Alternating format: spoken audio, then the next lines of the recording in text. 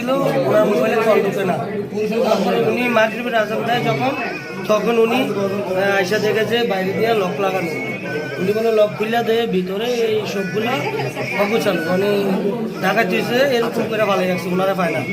এই রুমের লাইট বন্ধ আর সব রুমের লাইট জ্বালানো।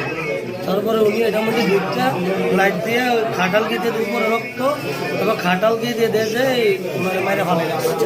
আমাদের বাসা হচ্ছে ছোটরা যাত্রা উত্তর পাশে ওয়ালের সাথে। আমার বোন থাকে বড় বড় মসজিদে গেছে, ওনার শাশুড়ি অসুস্থ। উনি কিছুক্ষণ আগে আমার ফোন দিয়ে কইতেছে, কয় সালে তাড়াতাড়ি যা, খালাটা বলে বাইরে লাগছে। আমি কি করবো এটা হঠাৎ এই কথা কি বলেন?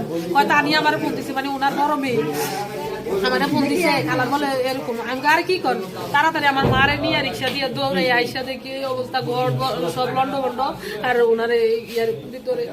তারপর 999 কল দিছি, ওনারা পুলিশ পাঠাইছে। মাগরিবের সময় আমি আসা আমাকে ফোন দিচ্ছে আমার নানু নোয়াখালী থেকে, যে তোমার ফোন ধরতেছে না, একটু বাসায় যেয়ে দেখবি। তখন আমার ফোন দিছি, ধরে না। পরে আমি বাসায় আসছি, আইসা নিচে থেকে একজন থেকে চাবি দিয়ে গেট খুলে তারপর উপরে আসছি। আইসা দেখি বাসার বাইরে দিয়ে দরজায় ছিটকারি লাগানো। তারপরে আমি আইসা মা করে দেখলাম না, এদিকে আসছি সব লাইট লাগানো এদিকে। পরে আইসা দেখি এই অবস্থা। তখন আমার হাজব্যান্ডকে আমি ফোন দিলাম, ও আসছে। আসার পরে আমরা মানে ইয়ে করলাম আর কি। 7টার দিকে একটা নিউজ পেলাম যে রেসকো জোড়া বিল্ডিংয়ের পাশে একটা বিল্ডিংয়ের 2 তলায় খাটের নিচের লাশ আছে।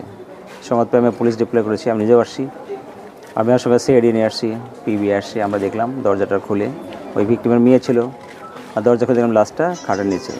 মনে হচ্ছে যে লাশ দেখে মনে হচ্ছে গলা কাটা লাশ, লাশটা ডিকম্পোজ হয়ে গেছে। মানে আজকে হবে না, মানে কালকে রাতে যে কোনো সময় হতে পারে লাশ আর কি।